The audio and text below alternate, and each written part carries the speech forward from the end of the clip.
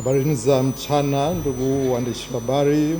Nilisimama hapa, naitwa Gaspar Kasimiri Njuu, ni mwenyekiti wa bodi ya Benki ya Biashara Mkombozi. Ni furaha kubwa kwamba leo muda huu tunakaribia mwisho wa mkutano wetu, mkutano mkuu wa mwaka wa 17, mkutano ambao tumepata kuwashirikisha wanahisa ambao ndio wamiliki wa benki hii taarifa mbalimbali za mwaka mzima ulioishia tarehe 31 Disemba 2025. Tunasema ni furaha kwa kuwa tumekuwa na mahudhurio mazuri ya wanahisa na ripoti zote ambazo tumeziwasilisha zimepokelewa na kuidhinishwa na wanahisa, na tumeweza kuwashirikisha pia wanahisa mipango mbalimbali tulionayo katika kukuza biashara ya benki yetu.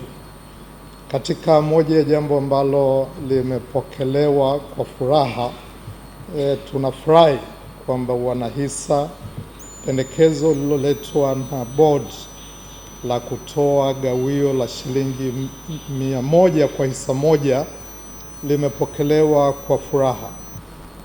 Mwaka jana tulitoa gawio la shilingi 92 na senti 40, na kutokana na kuendelea kukua kwa biashara ya benki, sio tu ukubwa wa urari lakini pia ukubwa wa faida, ndio imetuwezesha kuendelea kutoa gawio. Mipango tulionayo ni mipango ya kuendelea kukuza biashara ya benki, na tukiangalia soko la benki yetu, kwa sababu kila benki ina soko lake maalum, niche market. Tunapoangalia soko letu sisi kama Benki ya Biashara Mkombozi, tunajiona kama vile bado hatujachukua hata 10% ya sehemu ya soko ambalo tunatakiwa kulichukua. Tunayo matawi 16 sasa hivi na tuko kwenye mikoa 12 Tanzania bara. Lengo letu linabakia pale pale, kuweza kwenda kwenye kila mkoa, kwenye kila mji wa Tanzania, pale ambapo kuna biashara, pale ambapo wateja wetu walengwa wapo, sisi tuko mbioni kufika pale. Tuwaombe wale wote ambao ni wadau, wateja wetu watarajiwa, wajiandae pale popote walipo kutupokea na kutuunga mkono kwenye kutumia huduma za Benki ya Biashara Mkombozi.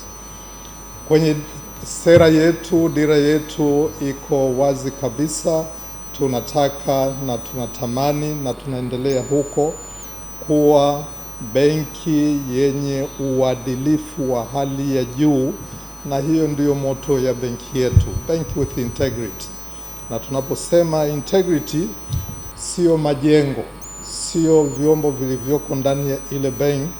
Tunazungumzia uadilifu wa sisi tuliopewa jukumu la kujenga benki hii, tukiwa wakurugenzi wa board, management, wahudumu wetu. Lakini pia tunatamani kwamba kwa picha hiyo hiyo hata wale tunaowahudumia watuonyeshe uadilifu huo. Sekta ya benki ina viashiria vya hatari vingi kweli kweli, na tusipokuwa na huo uadilifu hatuwezi kufikia lengo letu hilo, dira yetu hiyo ya kuwa benki bora kwenye uadilifu katika Tanzania yetu, inayotoa huduma hasa kwa wateja wadogo wadogo, makampuni madogo madogo na hata makampuni ya kati. Naomba niishie hapo. Tumsifu Yesu Kristo.